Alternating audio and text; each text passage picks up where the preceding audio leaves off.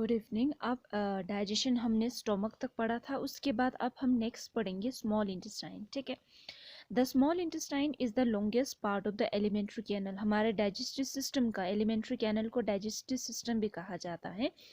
Alimentary canal का सबसे लंबा जो पार्ट है वो है small intestine. It is about 7.5 meters long and arrange in the form of coil. ये लगभग 7.5 मीटर लंबा होता है और इस तरह से कॉइल में बंधे होते हैं। ठीक है। The small intestine receives secretion from two glands, the liver and the pancreas, through a common duct. Liver small intestine में दो जगह से डाइजेस्टिव जूस आता है, एक लिवर से, दूसरा पेनक्रियास से। ठीक है।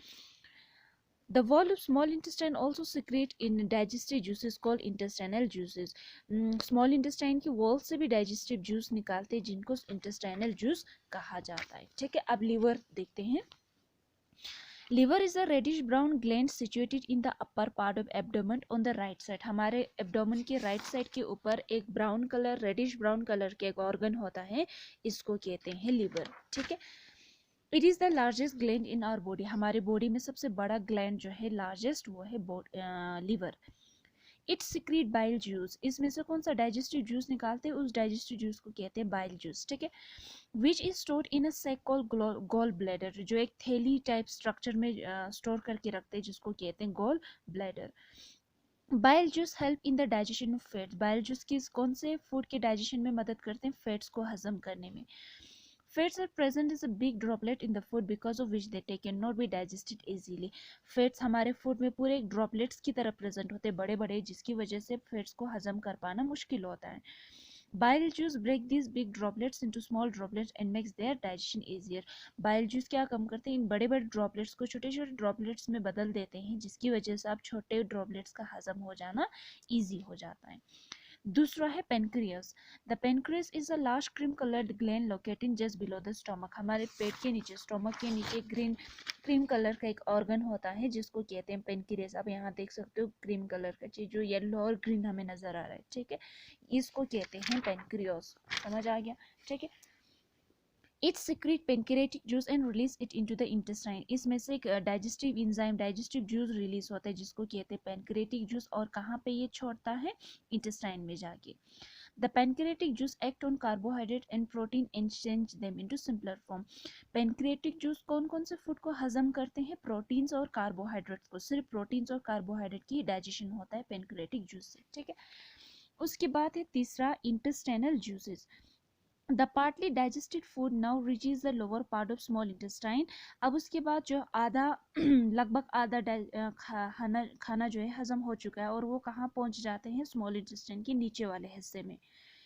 Digestion which starts in the mouth. Digestion जो मुंह में शुरू हुआ था अब कहाँ जाके कंप्लीट हो जाता है, स्मॉल इंटेस्टाइन में। The enzymes in the intestinal juice act upon the partially digested food and convert into simple soluble substance. अब यहाँ पे intestinal juice भी होते हैं तो ये पूरे खाने को पूरी तरीके से हजम कर देते हैं और इनको सिंपल सॉल्युबल सब्सटेंस में चेंज कर देता है। कार्बोहाइड्रेट को simple sugar, that means glucose में चेंज कर देते हैं। कार्बोहाइड्रेट की डाइजेशन होके क्या बनता है, ग्लूकोज। फैट्स की डाइजेशन होके क्या बनता है, फैटी एसिड और ग्लाइसरॉल। प्रोटीन क्या बनता है, अमाइनो एसिड। तो ये हमारे सोल्यूबल और सिंपल फूड सब्सटेंस है जो हजम होने के बाद ये बनता है। कार्बोहाइड्रेट का ग्लूकोज बनता है, फैटी एसिड का, फैट्स का फैटी एसिड और ग्लाइसरॉल, और प्रोटीन्स का अमाइनो एसिड। यहाँ पे भी आप देख सकते हो। ठीक है। The minerals and vitamins present in the food do not need to be changed. जो हमारे खाने में मिनरल्स और विटामिन्स होते हैं ये भी है ना न्यूट्रिएंट्स, इनको हजम होने की या चेंज होने की ज़रूरत नहीं, क्योंकि ये हमारे बॉडी जो है जैसे ये है उसी रूप में इनको एब्जॉर्ब कर सकते हैं। तो इनको विटामिन्स और मिनरल को हजम होने की ज़रूरत नहीं है। उसके बाद है absorption in the small intestine. खाना हजम होने के बाद अब हमारे स्मॉल इंटेस्टाइन में इस डाइजेस्टेड फूड का एब्जॉर्प्शन भी होता है। The process of absorption occurs in the small intestine. हमारे फूड का एब्जॉर्प्शन कहाँ होता है, स्मॉल इंटेस्टाइन में। The inner wall of small intestine has millions of finger-like projections or fold called villi और singular इसका villi। हमारे small intestine में आप देख सकते हो ये हमारे small intestine का wall है, इसमें बहुत सारे हजारों सैकड़ों फिंगर लाइक उंगलियों की तरह स्ट्रक्चर्स होते हैं, फिंगर लाइक होते हैं। ये मान लो हमारा स्मॉल इंटेस्टाइन का वॉल है, यहाँ पे इस तरह के फिंगर लाइक स्ट्रक्चर्स होते हैं जिनको एक को विलस कहते हैं, सबको विलाई विलाई कहा जाता है। ठीक है, समझ आ गया।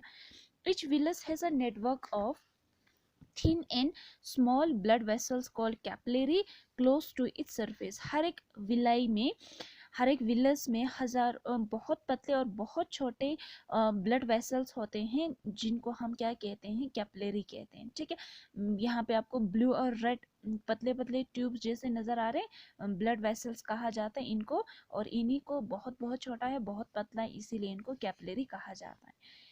This villi give the inner wall of small intestine very large surface area. Villi होने की वजह से स्मॉल इंटेस्टाइन का सरफेस एरिया फिर ज़्यादा हो जाता है। The surface of the villi absorbs the digested food material and passes them to the blood capillaries। Villi digested food को स्मॉल इंटेस्टाइन से एब्जॉर्ब कर देता है और इसको किसको पास कर देते हैं, इन ब्लड कैपिलरीज को पास कर देते हैं। The absorbed food is carried to all cells of the body by the blood। अब खून जो है ये यहाँ पे ब्लड में पहुंच के कैपिलरीज की मदद से, अब खून क्या करेगा, इस डाइजेस्टेड फूड को बॉडी के हर एक सेल में, फूड कौन कौन सा है, ग्लूकोज, फैटी एसिड, ग्लाइसरॉल और अमाइनो एसिड को बॉडी के हर एक सेल में लेके जाते हैं, जहाँ पे पहुंचने के बाद इन फूड से क्या निकालते हैं, एनर्जी निकाला जाता है। ठीक है, एनर्जी रिलीज होता है वहां से। उसके बाद है assimilation of food। The food carries the blood carries the absorbed digested food from the small intestine to different organs of the body where it is used to build complex substance such as protein required by the body for growth and repair of the body tissues। अब खून body के हर एक organ में, हर एक cell में digested food को लेके जाता है, जहाँ पे इस डाइजेस्टेड फूड का इस्तेमाल क्यों क्या होता है, ठीक है, हमारे बॉडी को ग्रो करने के लिए, बढ़ने के लिए, रिपेयर के लिए और दूसरे इंपॉर्टेंट सब्सटेंस प्रोटीन बनाने के लिए जो हमारे बॉडी की ग्रोथ के लिए बहुत ज़रूरी होता है। This stage is the final stage in the process of digestion. Assimilation के बाद डाइजेशन का जो प्रोसेस है वो यहाँ खत्म हो जाती है, इसको हम एसिमिलेशन कहते हैं। सेल के अंदर पहुंचने के बाद ग्लूकोज की ब्रेकडाउन होती है ऑक्सीजन की मदद से, और वहां से क्या बनता है, कार्बन डाइऑक्साइड गैस, वाटर और साथ में बहुत ज़्यादा एनर्जी बनता है। इसी एनर्जी का फिर हम यूज़ करते हैं दौड़ने के लिए, खाने के लिए, कूदने के लिए, खेलने के लिए, सोचने के लिए, पढ़ने के लिए, लिखने के लिए, है ना, जो भी हमें काम करना हो उन सभी काम करने के लिए जो एनर्जी है इस ग्लूकोज की ब्रेकडाउन करने से मिलता है। और ब्रेकडाउन किसकी मदद से होता है, ऑक्सीजन की मदद से होता है।